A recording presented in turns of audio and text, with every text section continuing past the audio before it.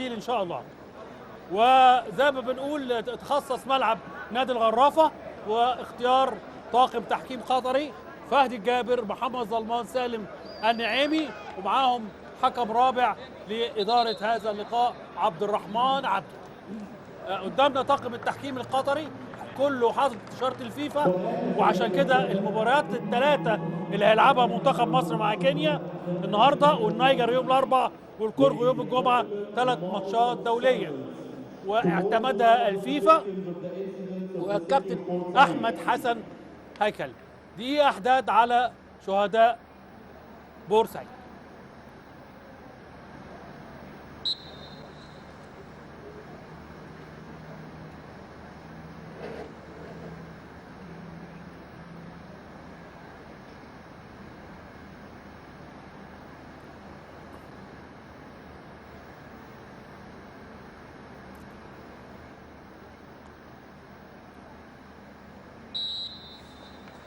ونبتدي هذا الجول جوه الجول. باسم علي عمل كرة حلوة حلوة حلوة، هدف مقاوليني، نادي المقاولين كله اتعمل له هذا الهدف، لكن هم بيلعبوا باسم مصر، الشرف لمصر طبعا.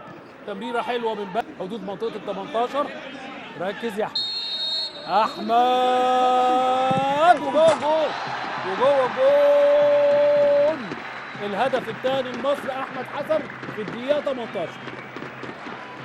عشان نستمتع بهذا اللقاء. ستظل في القلب ولن ننساكم. احمد حسن.